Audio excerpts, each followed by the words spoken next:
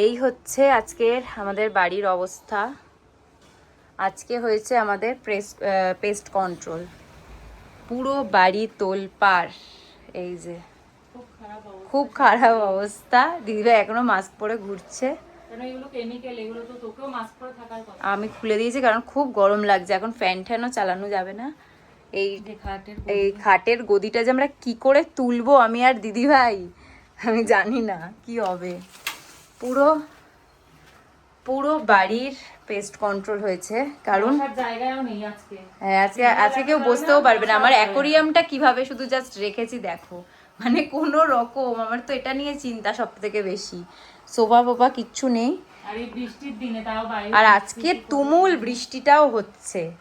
কি বলবার, আমি কম্পিউটারেও কি করে বসবো কে জানে। এই যে আমার ঘরের এটা অবস্থা, আমার রুমটার কি অবস্থা, তোলপাড়ি অবস্থা। কারণ কি ছোট ছোট ছোট আরশোলা তো হয়েই ছিল, আর হচ্ছে ছাড় পোকা হয়ে গেছিলো কি করে জানি না।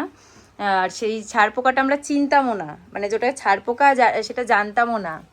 তারপরে জানা গেল কিচেনেরও এই অবস্থা হয়ে আছে। তারপর জানতে পারলাম যে ওটাকে ছাড় পোকা বলে, মানে ওটা ছাড় পোকা।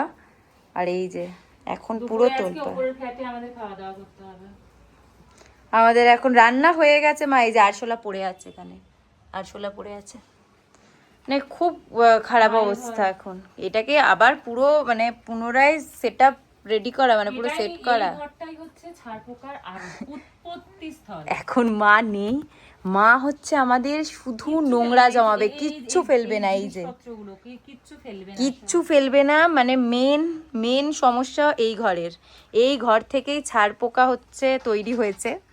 আর বাবা সেটাকে সাপ্লাই করেছে হচ্ছে আমাদের হলে গিয়ে বাবা শুতো সোফাতে, ড্রয়িংয়ে।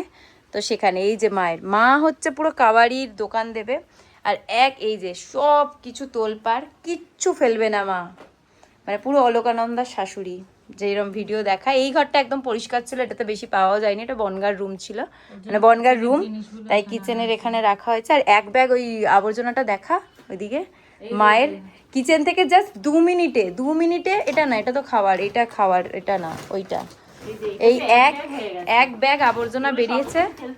হ্যাঁ বিক্রি, এটা হচ্ছে জাস্ট 2 মিনিটে বেরিয়েছে। এরপরে এই যে এই ফ্যানটা, এটা হচ্ছে 2 দিন আগে ফ্রিজ সার্ভিসিংয়ে এই ফ্যানটা খারাপ হয়ে গেছিলো, তখন বার করে দিয়ে গেছে মা। সেটাকেও রেখে দিয়েছে, মানে সেটাকেও রেখে দিয়েছে। আজকে কোনো রকম এই এক বস্তা আবর্জনা বার করা হয়েছে, আরো বেরোবে।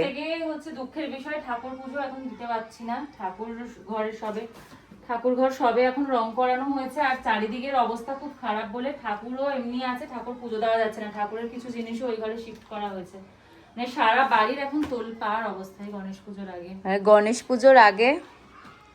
গণেশ পুজোর আগে আমাদের প্রত্যেকবারই সাফাই হয়, কিন্তু কোনোবার এই পেস্ট কন্ট্রোলটা কোনোবার হয়নি। কিন্তু এইবার এই ছাড় পোকার জন্যে মানে আরো এক্সট্রা খরচা।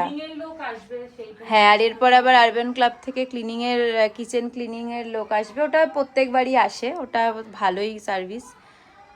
এই হচ্ছে অবস্থা এখন বাড়ির। আর এইটাকে মানে আবার সবকিছু ঠিকঠাক করতে মানে খুবই খাটনির।